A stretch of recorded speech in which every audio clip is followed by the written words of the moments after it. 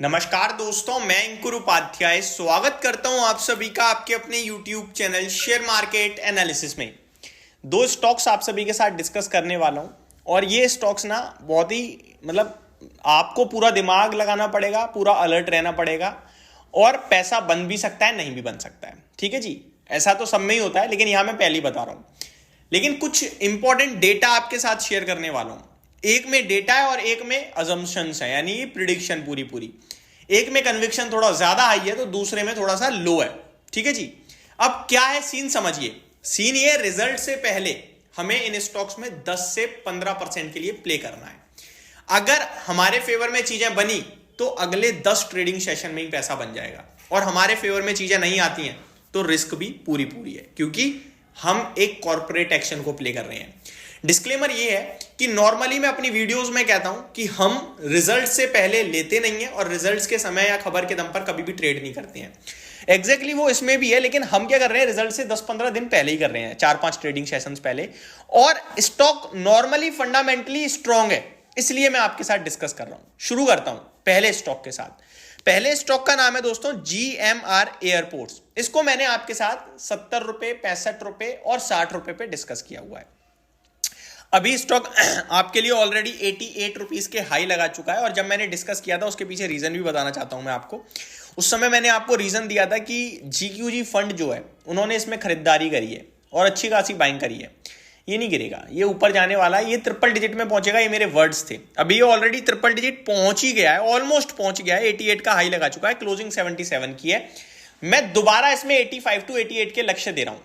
अब समझिए चीज क्या है। इसके लिए मेरे पास कोई स्टॉप लॉस नहीं है, तो वो आपको अपने हिसाब से समझना पड़ेगा। मैंने पहले ही बोला कि आपको अपना दिमाग लगाना पड़ेगा, चीजें समझनी होंगी, खुद को समझानी होंगी। अगर आपके रडार में, आपकी रिस्क में फिट बैठ गई चीजें, तभी करना, अदरवाइज मत करना। क्योंकि मैं या तीसरा या चौथा बंदा कोई कितनी भी बातें बोलता है, वीडियो बनाता है, आपका पैसा उससे नहीं बनता। आपका पैसा बनता है आपके कॉन्फिडेंस, कन्विक्शन से, कि आप कितना स्टॉक को जज करके आए हो और उसके बाद आप क्या कर रहे हो, वो आपका पैसा बनाने का काम करता है। अब मैं आपको कुछ इंपॉर्टेंट चीजें बताता हूं। GMR एयरपोर्ट्स की बात करूं तो ये स्टॉक अपने रिजल्ट्स पेश करने वाला है।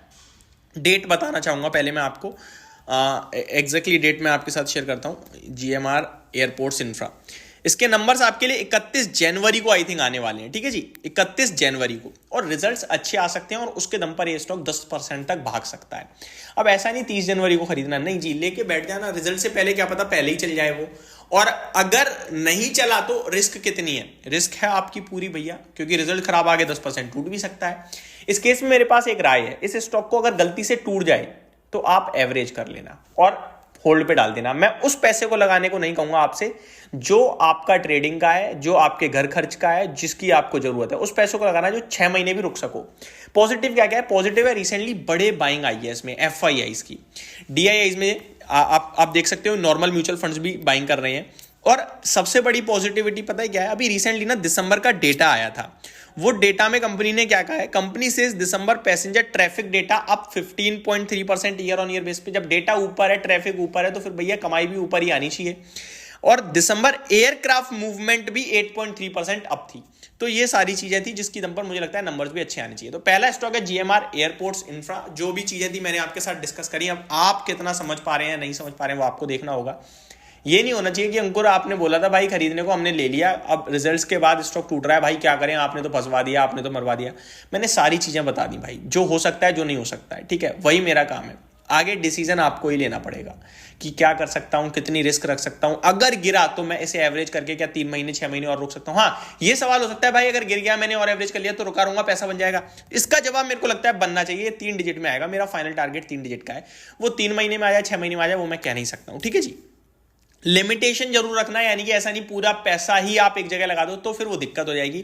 वो नहीं झेल पाता है नॉर्मल बंदा, इतनी वॉलेटिलिटी नहीं झेल सकता है। तो वो आप जरूर देखना, बैलेंसिंग रखना बस। ठीक है, दूसरे स्टॉक की तरफ चलते हैं। यहां पे मेरे पास जो दूसरा स्टॉक है उसमें इतना डेटा नहीं है मेरे पास एक अजम्पशन है, केवल प्रिडिक्शन है मेरी। वो है लक्स इंडस्ट्रीज। अब देखिए, आप देख पा रहे हो टेक्सटाइल में थोड़ा बहुत रिकवरी आ रही है, लेकिन ये कंपनी ऐसी है जो डॉलर, रूपा और लक्स तीनों एक ही सेगमेंट में है।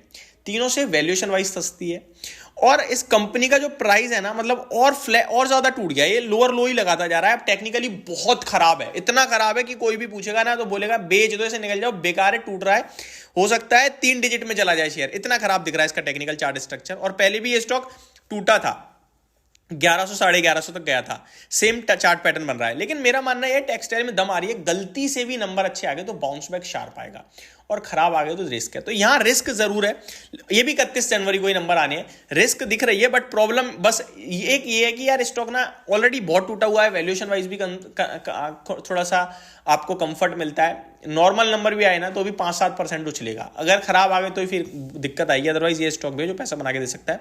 होप आपको सारी डिटेल समझ में आई होंगी। Thank you so much for watching this video, have a great day guys.